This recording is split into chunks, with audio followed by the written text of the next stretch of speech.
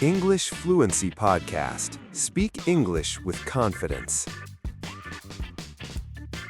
Hello, everyone, and welcome back to English Fluency Podcast. I'm Sarah. And I'm Alex. Hello, everyone. Okay, so today's episode is going to be different and honestly super fun. Oh, yes, we're diving into Gen Z slang, the language that young people are using right now in 2025. And I have to warn you, some of these words are so new that even I had to look them up. Right? And here's the thing. Your English teacher probably won't teach you these words. They're not in textbooks, but you'll hear them everywhere. TikTok, Instagram, YouTube, everyday conversations. Exactly. So if you want to understand what young native speakers are actually saying, this episode is for you. We're covering 8 Gen Z slang terms that are super popular right now, and by the end of this episode, you'll know exactly what they mean and how to use them. But, and this is important, we're also going to talk about when not to use them, because slang is casual. You don't use it in job interviews or with your professor. Right. Don't walk into a job interview and say, "This opportunity is bussin', no cap." Oh my God, please don't. Okay, before we jump into the slang, let's quickly go over some words you'll hear today. All right, here are a few words you'll hear in this episode. Some of them you already know from previous episodes. Right. So we have word 1, slang, informal language that's used in casual conversation, especially by young people. Word 2, casual, relaxed, informal, not formal or serious. This word appeared in our last episode too. Word 3, trendy, popular right now, fashionable, what everyone's talking about. Word 4, actually. Yes, again, we use this so much in natural English. Word 5, weird. We covered this last episode. Strange, unusual. And word 6, context. The situation where you use something. Very important for slang. Context matters. Perfect. Now the fun part, the slang. Let's go. Okay, Alex, let's start with one of my favorites, DELULU. DELULU? What on earth is that? It's short for delusional. It means someone who's living in a fantasy, not seeing reality clearly. Oh, so if someone thinks something impossible will happen, they're DELULU? Exactly. Like if your friend thinks their crush will text them back after being ignored for 3 months, you'd say, "Girl, you're so DELULU."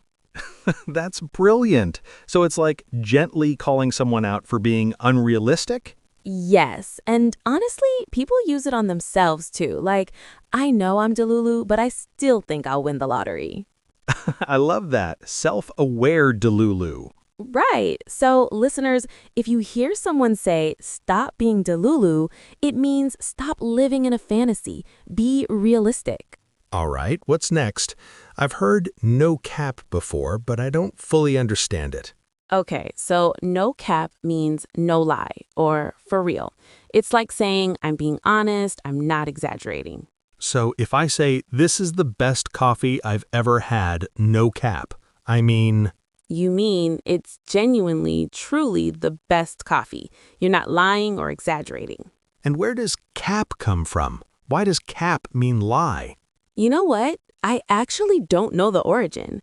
But cap means lie and no cap means no lie. That's just how Gen Z uses it. Fair enough. So this episode is helpful, no cap. Perfect. You got it. And people also say just cap to call someone out for lying. Like if someone says, "I ran 10 miles this morning," you can say cap, meaning that's a lie. That's actually quite useful. Okay, next one, slay. Wait, like to kill something? That's slay? No. Well, same word, but different meaning. In Gen Z slang, slay means you're doing something amazingly well. You're killing it. You're amazing. Oh, so it's positive. Super positive. If someone gets an A on a test, you say, "You slayed that test." Or if someone looks incredible, you say, "You're slaying that outfit." So it's like dominating, but in a good way? Exactly. And you can just say slay as a compliment. Like if your friend posts a photo looking amazing, you comment slay or you slayed. I like that. It's very empowering. It is. It's all about celebrating success and confidence. Very Gen Z energy. All right, what about bussin'? I've seen this on social media, but I have no idea what it means. Okay, so bussin with an apostrophe at the end, like BUSSIN apostrophe, means really, really good, especially for food. So it's only for food? Mostly food, but sometimes other things too. Like if you eat an incredible burger, you'd say, "This burger is bussin'." That's such a weird word. Where does it come from? Honestly, I don't know, but Gen Z uses it all the time. These tacos are bussin'. That pasta was bussin'. So it's like better than delicious? Kind of. It's very enthusiastic. It's like saying, "This is so good. It's incredible." Right. So I could say, this coffee is bussin', no cap. Yes, perfect. You're combining slang terms now. Look at me, sounding like Gen Z. Okay, this next one is actually kind of poetic. Side quest. Like in video games, when you do a side mission? Exactly, but Gen Z uses it for real life. A side quest is when you go to do one thing, but you end up doing something completely unrelated. Oh, I do this all the time. Give me an example. Okay, so let's say you go to the store to buy milk, but then you see a bookstore, you go in, you browse for 30 minutes, you buy 2 books, and you completely forget about the milk. That's a side quest. Exactly! You went on a side quest. You got distracted from your main mission. I love that. So it's like an unplanned detour? Yes, and people use it all the time. I went to buy coffee but ended up at a museum. Total side quest. That's brilliant. I'm using this one. What's next? Something about rent. Yes, living rent-free in my head. This one's so good. What does that mean? It means something or someone is constantly on your mind. Like you can't stop thinking about it, but you're not paying it any rent to occupy your thoughts. Oh, so if I can't stop thinking about an embarrassing moment from 5 years ago? It's living rent-free in your head. Exactly.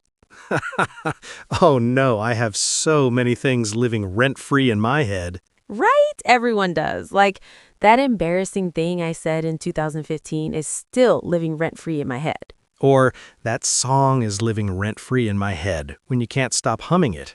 Perfect example. It's usually something you can't control. It just occupies your mind without permission. I love the metaphor. Rent-free mental real estate. Okay, this one you've probably heard. Sus. Yes, short for suspicious, right? Exactly. It means something seems off, weird, not quite right, like you don't trust it. So if someone tells me they studied all night but failed the test, I'd say, that's sus? Perfect. It means that doesn't add up. That's suspicious. And this came from that game, didn't it, Among Us? Yes, the game made it super popular, but people use it for everything now, not just games. Right, like, he said he's working late again. That's sus. Exactly. You're implying something doesn't sound truthful. Very useful word, actually. It is. Short, simple, and everyone knows what you mean. Last one. What is it? GRINDSET. It's a combination of grind, meaning working really hard, and mindset. So it's like a mentality of working hard? Exactly. If you're on your GRINDSET, it means you're focused, motivated, working hard toward your goals, no distractions. So students might say, I'm on my GRINDSET this semester. Perfect. It means I'm focused, I'm working hard, no messing around. Is this similar to hustle culture? Kind of, but it's more positive. It's about self-improvement and goals, not just working all the time. Got it. So I'm on my GRINDSET. No distractions, just studying. Exactly. That's perfect Gen Z language right there. Okay, Alex, have you ever used slang and it went badly? Oh my God, yes. So I was teaching a class of teenagers, and I was trying to be, cool and relatable. Oh, no. And I said, I'm not joking. I said, "That's very lit, fam." Oh no, Alex. I know, and all the students just stared at me, complete silence. And then one student said, very kindly, "Mr. Alex, we don't say that anymore." That's so painful. It was, because lit was popular like 5 years ago, but by the time I tried to use it, it was already outdated. And fam. Oh my God. I know. The lesson here is, if you're not young, don't try too hard with slang. You'll just sound cringe, I think is the word. Yes, cringe, which is also slang, by the way.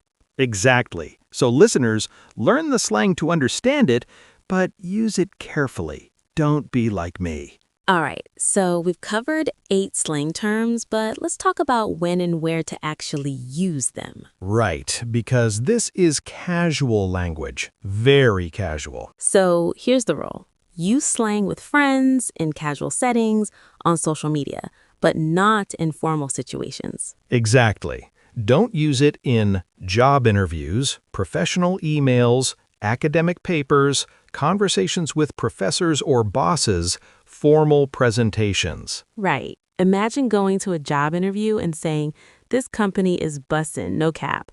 I'm on my GRINDSET, so let me slay this role."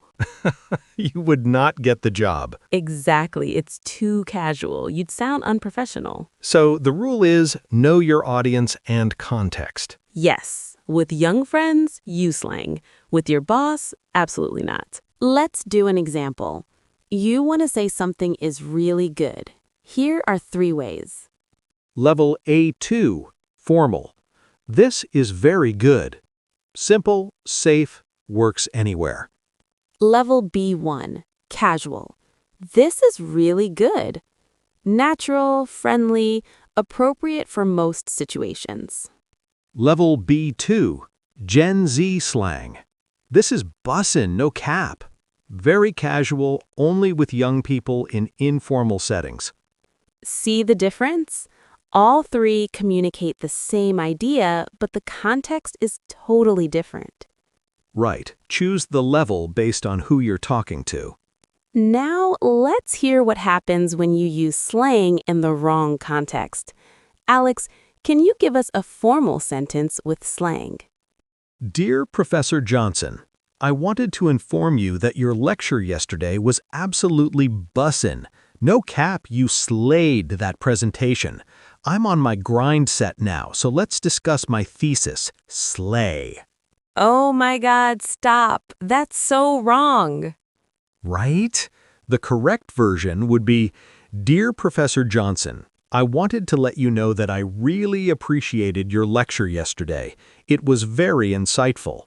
I'm working hard on my thesis now, and I'd love to discuss it with you. Much better. Formal, polite, professional. No slang. Exactly. Save the slang for your friends, not your professor. All right, everyone, rapid review time. Alex, I'll say the definition, you say the slang. Ready? Ready. Living in a fantasy, not realistic. DELULU. No lie, for real. No cap. Doing amazingly well. Slay. Really good, especially food. Bussin'. Unplanned detour. Side quest. Constantly on your mind. Living rent-free. Suspicious, doesn't add up. Sus. Working hard mentality. GRINDSET. Perfect. If you got all 8 of those, you're officially fluent in Gen Z. Well, maybe not fluent, but you understand it. Right. And remember, slang changes fast. These are popular in 2025, but in 2 years, might be totally different. Exactly. So stay curious, keep learning, and don't be afraid to ask young people what new slang means. Well, that's all we have time for today. Alex, final thoughts. Just remember, slang is fun, it's useful for understanding young people, but use it wisely. Know your context, know your audience. Love that. Everyone, if you enjoyed this episode, hit that subscribe button, leave us a comment with your favorite Gen Z slang, or tell us one we missed, and share this with a friend who's learning English. And here's a challenge for you. This episode, try using one of these slang terms in conversation with a friend. See how it feels. But remember, appropriate context only. Great challenge. And if you want more episodes like this, fun, practical, real English, make sure you're subscribed. We drop new episodes regularly. And comment below, which slang term are you going to use? Or have you heard other Gen Z slang we didn't cover? Let us know. Next episode, we're talking about how to sound polite in English without being awkward. Super useful for work, travel, and everyday life. That's going to be a good one. See you next episode. Take care, everyone, and remember, stay curious. Keep learning, keep growing, and remember, English is a journey, not a destination. I'm Sarah. And I'm Alex. This was English Fluency Podcast. Bye, everyone. This was English Fluency Podcast. Bye, everyone.